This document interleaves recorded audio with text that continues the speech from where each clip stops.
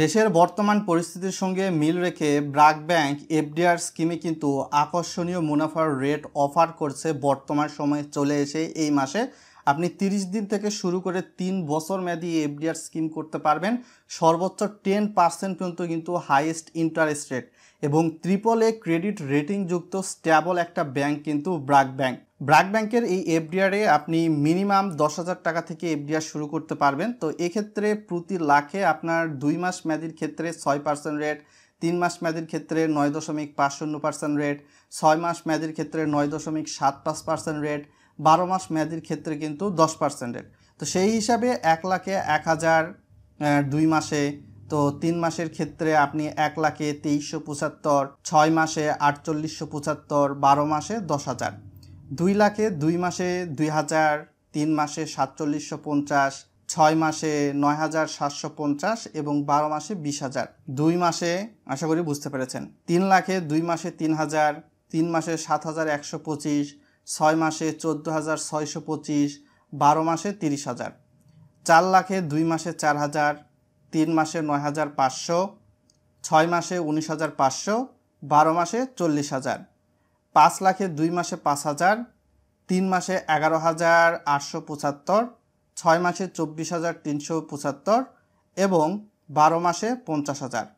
6 লাখে 2 মাসে 6,000, 3 মাসে 14,250, 6 মাসে 29,250, 12 মাসে 60,000।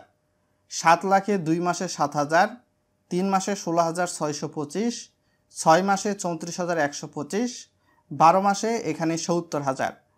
8 লাখে 2 মাসে 8,000, 3 মাসে 18,000, 6 মাসে 39,000 এবং 12 মাসে কিন্তু 80,000।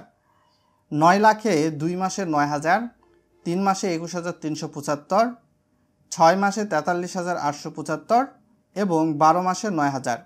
10 লাখে 2 মাসে 10,000, 3 মাসে 23,750, 6 মাসে 48,750 এবং 12 মাসে 1 লক্ষ। এর উপর কিন্তু 80% পর্যন্ত আপনি কর্জ বা ঋণ সুবিধা নিতে পারবেন। যে কোনো সময় চাইলে এফডিআর স্কিমটি কিন্তু আপনি ভেঙে ফেলতে পারবেন। ব্যাংক যে কোনো সময় আপনার টাকা দিতে কিন্তু একদম বাধ্য বলতে পারেন। তো আপনি 12 মাসের স্কিম যদি 6 মাসে বা 3 মাসে 2 মাসে গিয়ে ভাঙান, তো যেই মাসে গিয়ে ভাঙাবেন সেই মাসের রেটটা যেই রকম রয়েছে সেই রকম হারে কিন্তু আপনাকে প্রফিটটা দিবে। 6 মাসের স্কিমটা 30 দিনে গিয়ে ভাঙালে 4% রেট দিবে। আবার কিন্তু আপনি 18 মাস, 24 মাস বা 36 মাসে কিন্তু 9% পর্যন্ত রেট। 1 লক্ষ টাকা থেকে 50 লক্ষ টাকার মধ্যে করলে কিন্তু আপনি এই রেটে প্রফিট পাবেন। আর 50 লাখ টাকার বেশি হলে কিন্তু আপনাকে এই রেটে প্রফিটটা প্রদান করা হবে। তো এর উপর গভর্নমেন্ট কি পরিমাণ টিডিএস কর্তন করবে রিটার্ন প্রদানের প্রমাণপত্র দেওয়া সাপেক্ষে না দেওয়া সাপেক্ষে, তো চলুন সেটা এখন দেখে আসি। ভিডিওটা ইনফরমেটিভ হচ্ছে, সো ভিডিওটা লাইক করে শেয়ার করে দিতে ভুলবেন না বন্ধু বান্ধবদের সঙ্গে, যাতে করে নিরাপদ একটা আস্থার জায়গায় ডিপোজিট করতে পারে।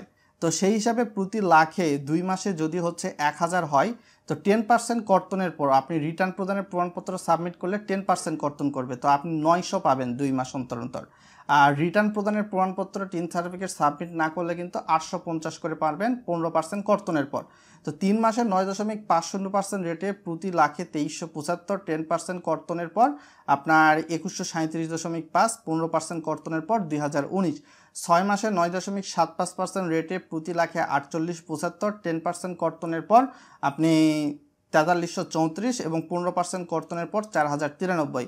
12 মাসের ক্ষেত্রে 10% রেটে আপনার প্রতি লাখে 10,000 এবং এক্ষেত্রে আপনার 10% কর্তনের পর 9,000 আর 15% কর্তনের পর 8,500।